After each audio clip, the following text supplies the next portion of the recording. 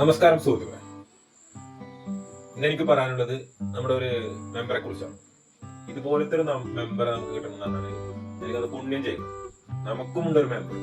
തെരഞ്ഞെടുപ്പ് സമയത്ത് ചാലിപ്പറമ്പ് കൊയിലോട്ടുപുറായി ഭാഗത്ത് വന്ന സമയം ഞാൻ എല്ലാ വീട്ടുകാരെയും കണ്ട് സംസാരിക്കുന്നതിനിടയിൽ നമ്മുടെ പ്രിയപ്പെട്ട അമ്മു ചേച്ചിയെയും കണ്ട് സംസാരിച്ചു. ഞങ്ങളുടെ മെമ്പറും വന്ന് സംസാരിച്ചിരുന്നു. ഞങ്ങളെ കാര്യങ്ങളൊക്കെ പറഞ്ഞിരുന്നു. നമുക്ക് എന്തൊക്കെ വേണ്ടത്, നമുക്ക് ആവശ്യമുള്ള കാര്യങ്ങൾ, നമ്മൾ ആവശ്യങ്ങളൊക്കെ പറഞ്ഞു. അമ്മു ചേച്ചിന്റെ ഒരുപാട് വിഷയങ്ങൾ എന്നോട് പറയുകയുണ്ടായി. കാരണം അമ്മു ചേച്ചി ഒറ്റക്കാണ് താമസിക്കുന്നത്.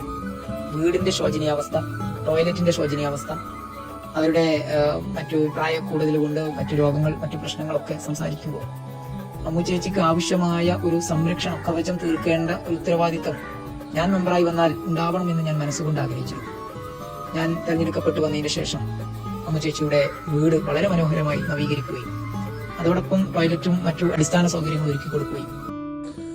മെമ്പർ ഞങ്ങളും ഉണ്ടാക്കി കൊടുത്തിട്ടുണ്ട് വീടുകൾ, അടിസ്ഥാന സൗകര്യങ്ങൾ, ടോയ്ലറ്റുകൾ, താമസയോഗ്യമായ വീട് പൊളിച്ചു വരെ ഞങ്ങൾ ലൈഫ് പദ്ധതിയിൽ ഉൾപ്പെടുത്തിയിട്ടുണ്ട്.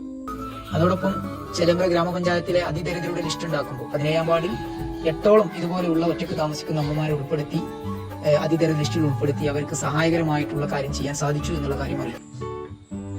ഞങ്ങളുടെ പഞ്ചായത്തിലും ഉണ്ടാക്കി അതിദരിദ്രരുടെ പട്ടിക.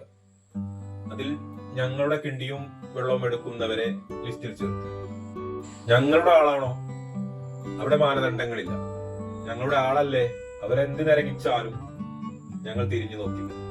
മെമ്പർ